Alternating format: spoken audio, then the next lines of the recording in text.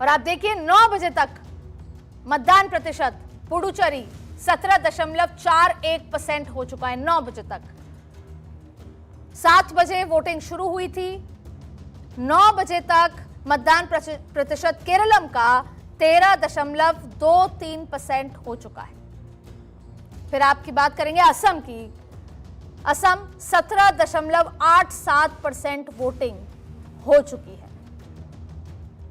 तस्वीरों में आपको केसी वेणुगोपाल जो कि कांग्रेस के बड़े नेता हैं वो दिख रहे हैं, लेकिन एक बार फिर आपको कुछ आंकड़े बता दें। पुडुचेरी में 17.41% वोटिंग। एनडीए की वापसी की तैयारी बीजेपी कर रही थी। केरलम में 13.23%। तीसरी बार लेफ्ट पार्टी को, एलडीएफ को काबिज होना बहुत आसान बात नहीं लगती, लेकिन कांग्रेस हो, यूडीएफ, एलडीएफ और एनडीए तीनों ने तैयारी की और साथ में असम 17.87%। तीसरी बार सत्ता में काबिज होने की तैयारी।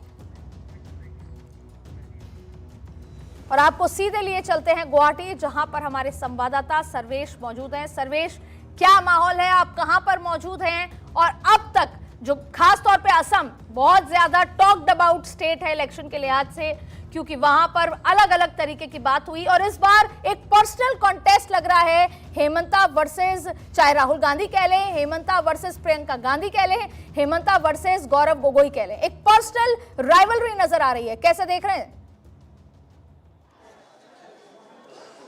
बिल्कुल आदित्य, देखिए इस वक्त मेरी मौजूदगी जालुकबाड़ी में है और जहां पे हेमंता बिस्वा शर्मा थोड़ी देर में आएंगे यहाँ वोट डालने। और यहाँ पे देखिए झमाझम बारिश हो रही थी थोड़ी देर पहले, लेकिन उसके बावजूद उत्साह में कोई कमी नहीं है। और जिस तरह की बात आप कह रही थी कि यहाँ पे एक जो कॉन्टेस्ट है वो काफ़ी जो है एक तरह से कहा जाए तो रोमांचक मोड़ ले चुका है। और चुनाव आयोग ने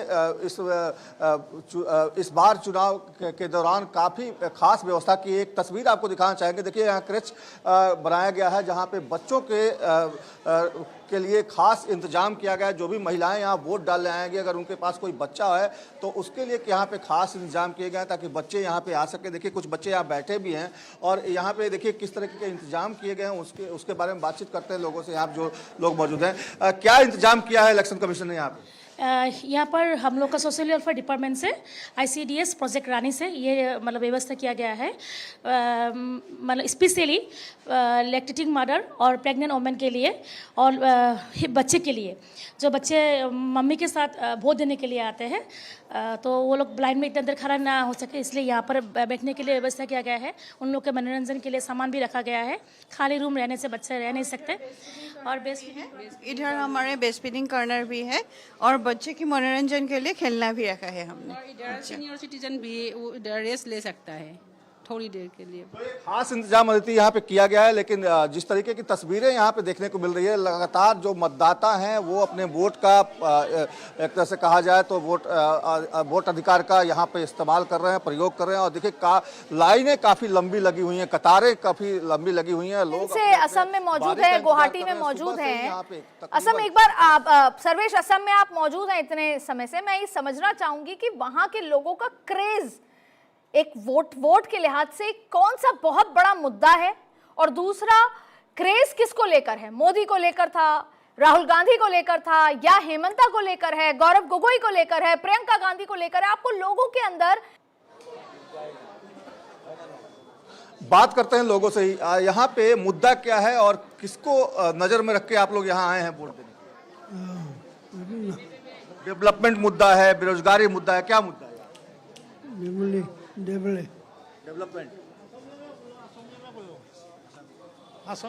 डेवलपमेंट यहाँ मुद्दा है या बेरोजगारी मुद्दा है, क्या मुद्दा है यहाँ? डेवलपमेंट के इधर डेवलपमेंट ज़्यादा हो गया इधर में।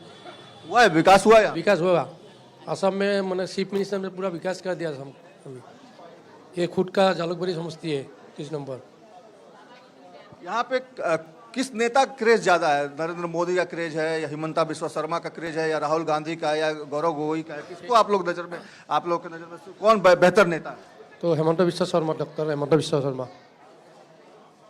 तो अति आपके सवाल का जवाब मिल चुका होगा। देखिए यहाँ पे डेवलपमेंट मुद्दा है, बेरोजगारी मुद्दा है और सीधे तौर पे लोगों का ये मानना है कि पिछले कुछ दिनों में विकास हुआ है और विकास का ही मुद्दा लेकर यहाँ पे लोग वोट डालने आए हैं। बिल्कुल सर्वेश, वैसे तो इसका जवाब क्यूमुलेटिव होता है जब अलग अलग विधानसभाओं में जाकर लोगों से समझा जाता है, और अब आई एम श्योर आप गए हैं, आज का दिन नहीं है ऑन एयर वो चीज समझने का, लेकिन इम्पोर्टेंट मुद्दा है विकास का। और ये सबसे खूबसूरत बात है कि अब राज्यों में न जाति मुद्दा रहा है, अब विकास एक बहुत बड़ा मुद्दा हो गया है। मेरे साथ कुछ गेस्ट भी यहाँ पर मौजूद हैं, लेकिन मैं चाहूंगी कि कुछ और तस्वीरें बताएं कि इतनी बारिश के बीच में यहाँ पर लोगों का हुजूम लगना, इसको आप कितना आप देखते हैं कि लोगों के अंदर एक्साइटमेंट है वोटिंग करने को लेकर, वोट देने को लेकर, सरकार बनाने को लेकर?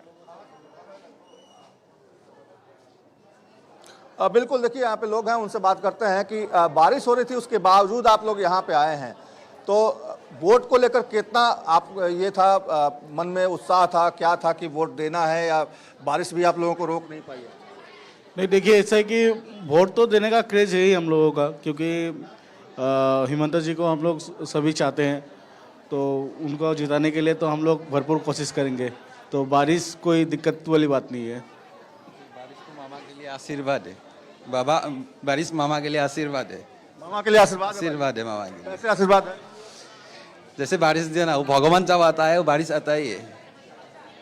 तो देखिए ये उत्साह है लोगों में, और बारिश होने के बावजूद लोग यहाँ पहुंचे हैं, और कतारें आप देख सकते हैं किस तरीके से लंबी लंबी कतारें हैं, और बारिश होने के बावजूद लोगों का उत्साह जो है वो कम नहीं हुआ है। लोग सर्वेश, मैं चाहती हूँ कि आप किसी जो यहाँ पर युवा मौजूद हैं, सर्वेश जो युवा मौजूद हैं उनसे समझिए कि पिछले 5 सालों में या 10 सालों में फैक्ट्रीज लगी क्या, नौकरियां मिली आपको, प्राइवेट हो या सरकारी हो, और लॉ एंड ऑर्डर को लेकर किस तरीके से चीजें थी? मैं चाहूंगी युवाओं से आप बात करें।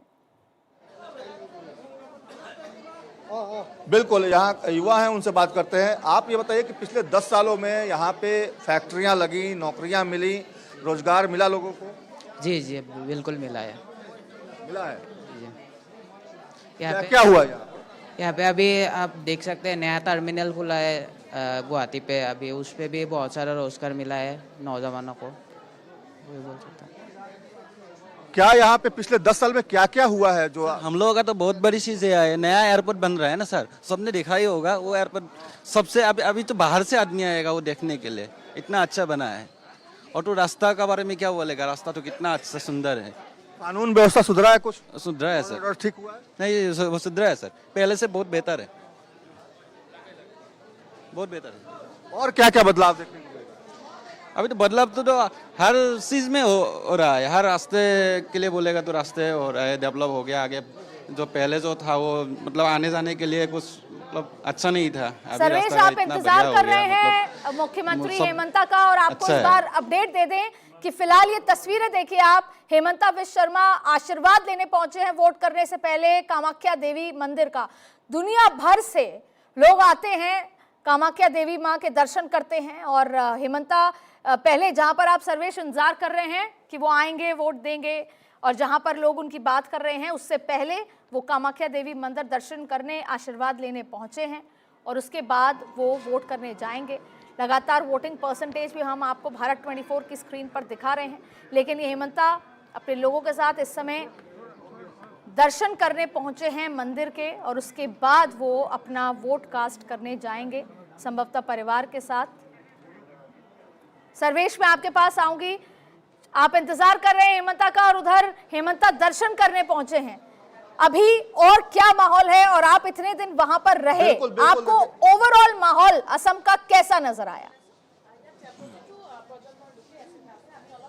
देखिए अदिति, ये कार्यक्रम भी था हेमंता का, उसमें बताया गया था कि पहले वो कामाख्या मंदिर जाएंगे, वहाँ माता का पूजा अर्चना करेंगे, उसके बाद यहाँ आएंगे।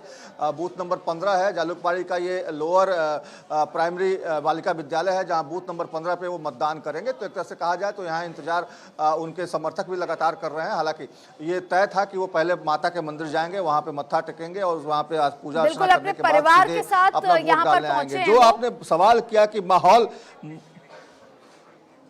बिल्कुल बिल्कुल, अपनी बात पूरी कीजिए आप। अदिति, जो आपने कहा कि माहौल क्या है, तो देखिए चुनाव प्रचार के दौरान जो माहौल था वो काफी गरमाया हुआ था असम का, और सीधे तौर पे अगर देखा जाए तो एक तरह से कहा जाए तो जो मुकाबला था वो कई जगहों पे त्रिकोणीय मुकाबला भी देखने को मिल रहा था, क्योंकि ओवैसी की पार्टी भी इस बार करीब तकरीबन 22 से ज़्यादा सीटों पे चुनाव लड़ रही है AIDUC के साथ तालमेल करके। तो निश्चित तौर पे देखिए जो तस्वीरें जो दिख रही थी चुनाव प्रचार के दौरान, उसमें कांग्रेस और ओवैसी की पार्टी AIDUC के साथ, और जो NDA के जो घटक दल हैं उनकी बात की जाए तो उसमें त्रिकोणीय मुकाबला कई सीटों पर देखने को मिला था। सर्वेश जी, मेरे साथ कुछ गेस्ट मौजूद हैं, उनसे भी समझते हैं